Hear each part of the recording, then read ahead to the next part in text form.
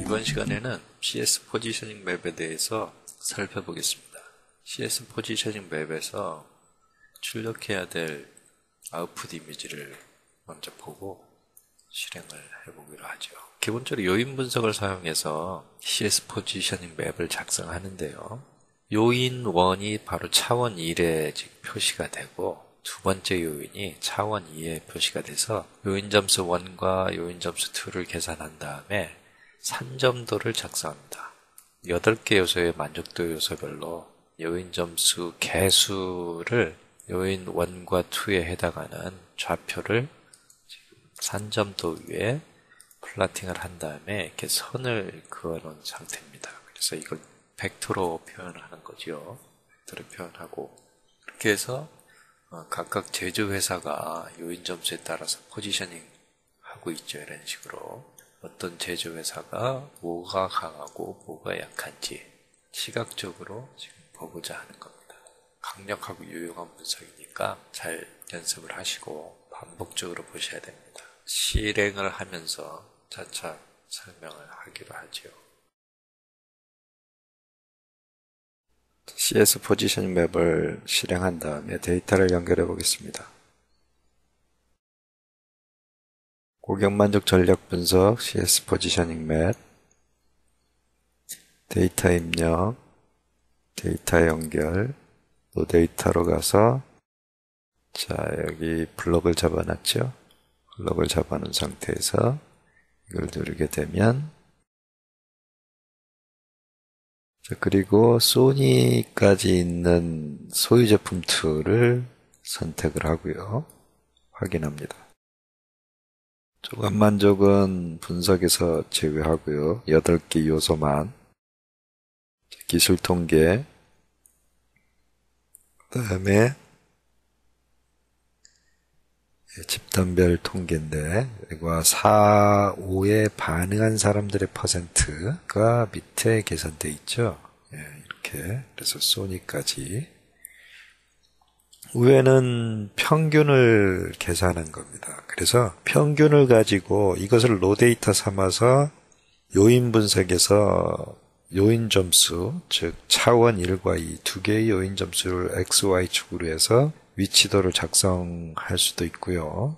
그 다음에 요 밑에 4와 5의 탑2%, 4와 5에 반응한 사람들의 퍼센트를 계산해서 역시 동일하게 위치도를 작성할 수 있습니다. 자, 그런데 이렇게 평균을 이용해서 작성하는 것보다 어느 정도 샘플 사이즈가 좀 크다면 여기 경우는 샘플 사이즈가 530개니까 뭐 괜찮거든요. 이 정도면 쓸만하죠.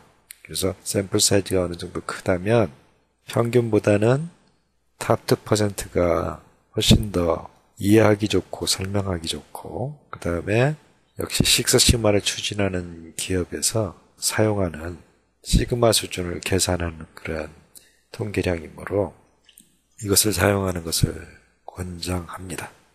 코릴레이션 오면 탑 N%를 클릭하면 아까 4와 5에 반응한 사람들의 퍼센트인 탑 2%를 가지고 요소별 8개 요소별로 상관계수를 계산을 하는 거고요. 집단별 평균 사용 클릭하면 평균을 가지고 코릴레이션을 계산하는 겁니다. 물론 변수들이 측정 단위가 서로 상이할 경우는 코릴레이션 매트릭스를 가지고 요인 분석을 실시하고 변수들이 측정 단위가 서로 각각 다른 경우에는 코베리언스 매트릭스를 가지고 계산을 합니다.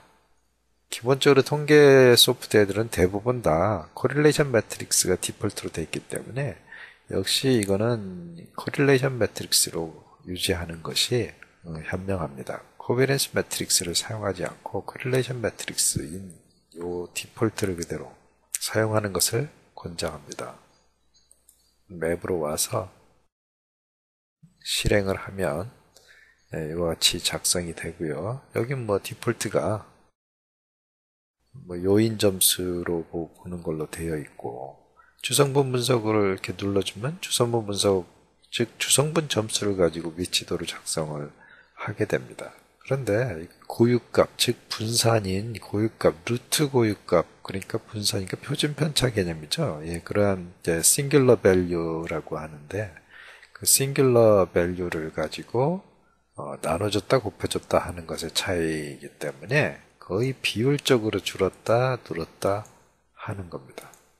자, 요인 점수를 선택을 하고요. 그래서 이렇게 위치도가 작성이 됐고 위에 이제 벡터들의 각 8개 만족 요소별로 벡터들이 지금 표현이 돼 있죠.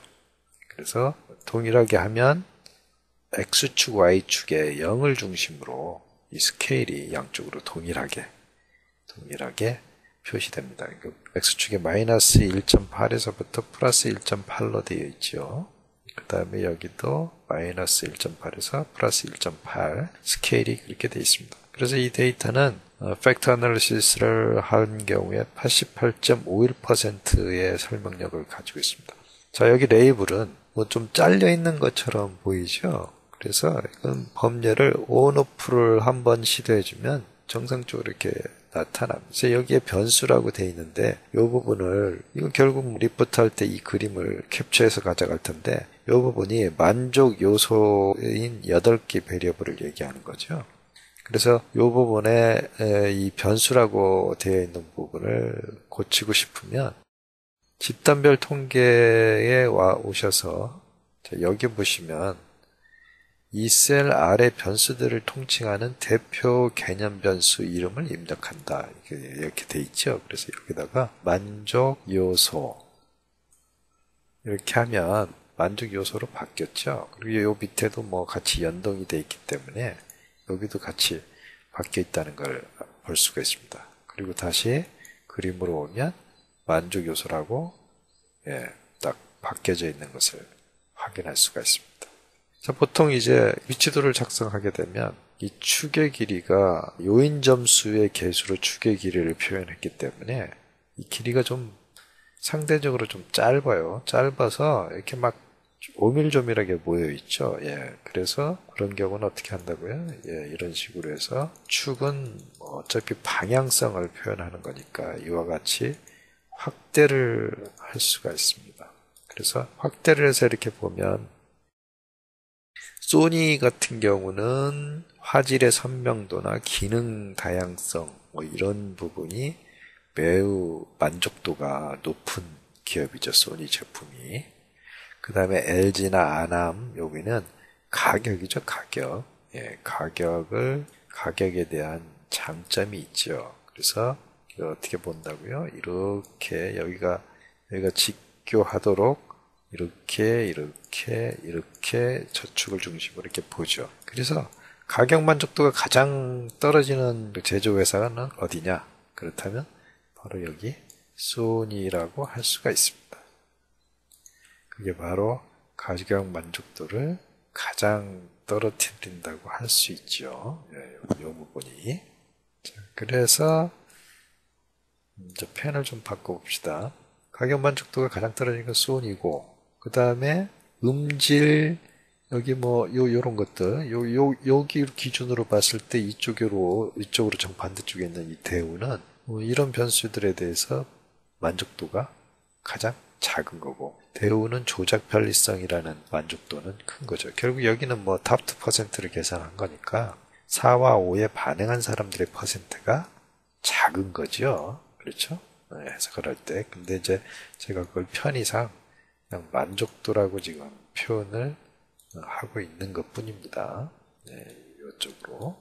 그래서 소니는 화면의 선명도 그런 면에서 만족도, 즉 탑 2%가 크지만 반대로 AS 가격 이런 쪽은 탑 2%가 소니는 상대적으로 매우 자금을 알 수 있습니다. 소니의 단점은 AS와 가격이라고 할 수가 있고, 반대로 소니 대비 강점은 삼성과 LG가 바로 AS 가격이 만족도가 큼을 알 수가 있습니다. 그래서 LG는 가격이지만 삼성은 가격 만족도는 조금 상대적으로 LG 아남에 비해서는 좀 떨어진다는 걸 알 수가 있죠. 예. 자, 그리고 이걸 조금 줄여보죠.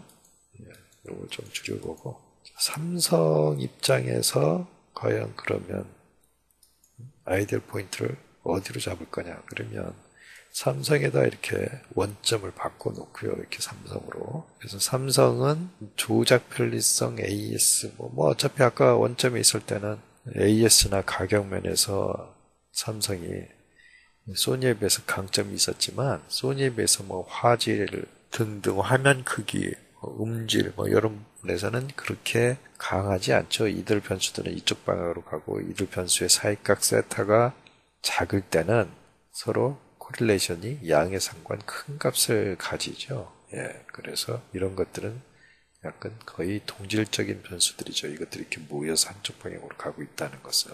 그래서 만약에 삼성이 아이디얼 포인트를 소니 쪽에 잡고 있다면, 만약에 이게 소니로 내려가면 안 되겠죠. AS 가격이 강점이 약해지니까. 그러니까 삼성 입장에서의 아이디얼 포인트는 어디냐? 그러면 아무래도 이쪽 방향으로, 그렇죠? 이쪽 방향으로 가야 되겠죠. 이쪽 방향. 그래서 이쪽 방향으로 포지셔닝 되는 쪽으로 아이디얼 포인트를 잡아야 되겠죠. 그러니까 소니가 가격과 AS에 대해서 약점이니까 이쪽으로 이렇게 되는 바로 이 위치가 바로 아이디얼 포인트로 잡는다면 적절할 것 같습니다. 그러기 위해서 소니는 무엇을 강조해야죠? 이러한 변수들에 대한 만족도를 향상시켜야 되겠죠. 다음 아남으로 봤을 때는 이렇게 되고, 자동을 눌러주면 다시 모양이 이렇게 잡히죠. 그래서 아남과 같은 경우에 물론 이제 가격이나 AS 이런 쪽은 상당히 소니에 비해서 더 강점을 가지고 있고, 삼성에 비해서 강점을 가지고 있지만, 그 소니에 비해서는 역시 삼성처럼 이 부분이 약하니까 결국 여기도 아이디얼 포인트를 이쪽 방향으로, 이 방향으로 잡는 것이 타당하리라고 봅니다. LG도 역시 마찬가지고요. 자, 그 다음에 대우를 보면, 대우는 전체적으로 매우 열악하죠. 매우 열악한 상태인데, 결국 대우 같은 경우에는 물론 이것들을 다 계산할 수는 없죠. 그래서 대우의 자사 내에 리소스를 감안했을 때 AS가 가장 선결 보완점이다. 그렇다면 당연히 AS 방향 쪽으로. 그런데 그렇다고 해서 이렇게 가는 거는 어떻습니까? 그렇게 되면 이런 부분이 떨어지니까 여러분들을 감안해서 할게, 이런 분들을 현상 유지를 한다면 이 방향으로 가야죠. 이 방향으로. 아니면 약간 기울기각도 이렇게 휘어진 요쪽 방향으로. 물론 이 방향이 역시 아이디얼 포인트가 되겠죠. 아이디얼 포인트. 물론 이제 이쪽 방향으로 가게 되면 조작 편리성에 대해서는 좀 떨어진다고 보면 되죠. 그러니까 결국은 대우 입장에서는 약간 이렇게 가긴 하되 조작 편리성이 가격에 비해서, 자, 이쪽으로 이렇게 완전히 이게 서로 정반대죠. 음의 상관관계를 갖죠. 가격과 조작 편리성은. 그래서 고객의 니드가 조작 편리성보다는 가격 쪽이 더 강하다라고 만약에 판단이 된다면 이렇게 가는 게 아니고 아이디얼 포인트는 이쪽 방향으로 가야겠죠. 이쪽 방향으로. 그렇게 하기 위해서 무엇을 계산할 거냐. 현재 이 포지셔닝 되는 이 위치에서 이쪽 방향으로. 그럼 당연히 벡터들의 그 방향성을 기준으로 음질, 화면 크기, 그죠? 가격도 좀 계산을 해야 되겠죠. 이것들이 이쪽 방향으로 가게 되는 아주 직접적인 그 효과가, 웨이트가, 가중치가 가장 큰 놈들입니다. 물론 여러 개 있을 때 상대적으로 이 벡터의 길이가 긴 것이 더 효과적이죠. 긴 것을 더 먼저 계산해야 된다는 뜻입니다. 그래서 이와 같이 작도를 할 수가 있고요.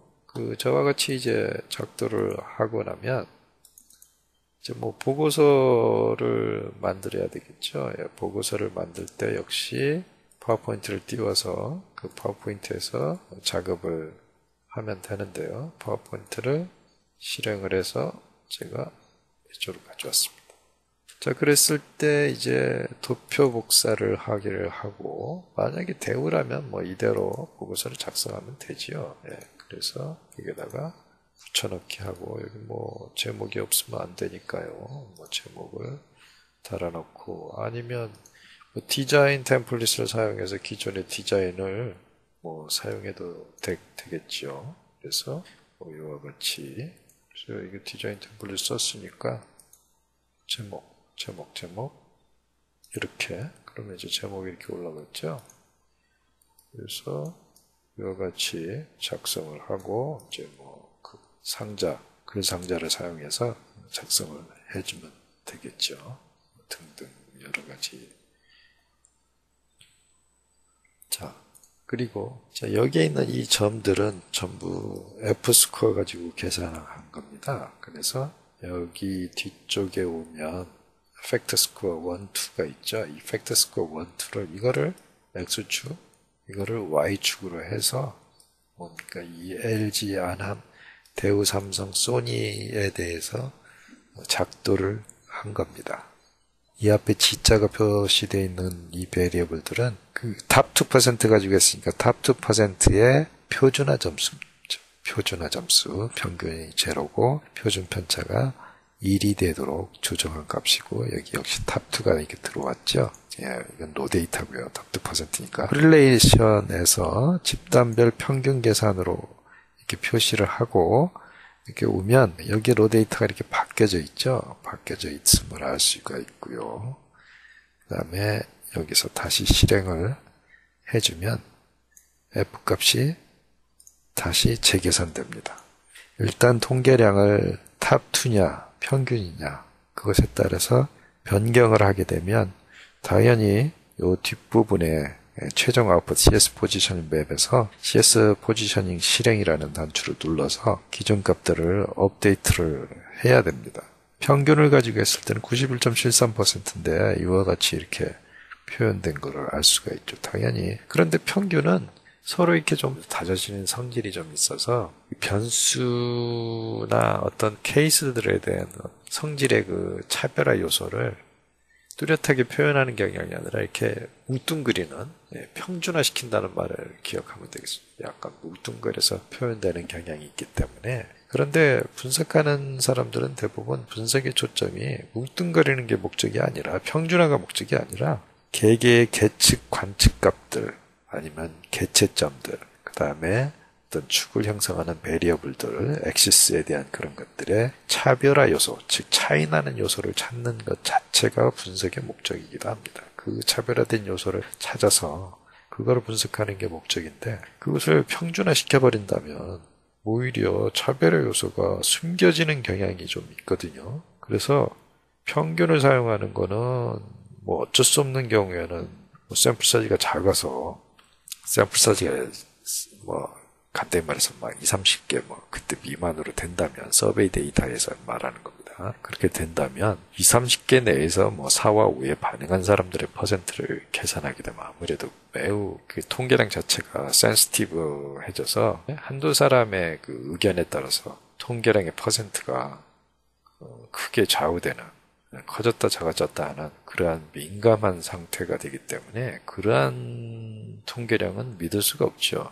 그래서 어느 정도 샘플 사이즈가 좀 커야 됩니다. 보통 서베이 데이터에서는 2, 300개 이상 넘는 것이 가장 좋고 100개 미만이다. 그런 경우는 아무래도 퍼센트보다는 통계량 평균을 사용하는 것이 위험을, 그러니까 왜곡되는, 분석이 왜곡될 가능성을 방지한다고 볼 수가 있습니다. 물론 이제 아까 말씀드렸다시피 평균은 차별화 요소를 약간 이렇게 숨겨버리는 듯한 성질을 가지고 있으므로 그러한 것을 동시에 감안해서 생각해야 됩니다. 지금 말하는 것은 암기해서는 안 돼요. 직접 데이터를 달아보고 평균으로 했을 때, 탑 2%로 했을 때 계속 비교를 해보셔야 됩니다. 그러니까 여러분 데이터를 가지고 실제 실습을 할 때는 두 가지 경우에 따라서 서로 비교해보고 해석을 해본 다음에 현실적으로 어떠한 상태의 결과물이 해석이 더 적절하고 잘 맞아떨어지는지에 대한 숙고를 심사숙고해서 결정해야 될 문제라고 생각합니다. 그것이 감각적으로 무슨 몸에 배듯이 그렇게 돼야지, 그것은 이론도 아니고 이미 이론화됐다는 건요, 실전에서는 별로 그렇게 쓸모가 없습니다. 그래서 공식화되고 이론화된 것을 몰라서는 안 되지만, 그것을 안다고 해서 크게 실익이 없기 때문에 그런 거 가지고는 노하우나 아니면 아주 매우 세련된 분석을 하기가 힘들지요. 전략으로서는 별로 그렇게 추천하고 싶지 않은 그러한 거거든요. 그래서 그런 것들을 잘 감안해서 분석을 수행해야 됩니다. 자, 이상 CS 포지셔닝 맵이고요. 다음 시간에는 CA, 그러니까 Categorical Analysis Positioning Map이라는 분석을 해볼 겁니다. CA 포지셔닝 맵이라고 하는 건 뭐 제가 그냥 편의상 붙여놓은 이름인데, 그것도 역시 범정 데이터를 다룰 때는 매우 유용한 분석이고, 결국은 아웃풋들은 결국 이와 같은 거의 맥락과 동일한 것들입니다. 그래서 충분히 체험을 통용하고 연습을 하셔서 반드시 자기 자신의 것으로 만드셔야 됩니다. 이상입니다.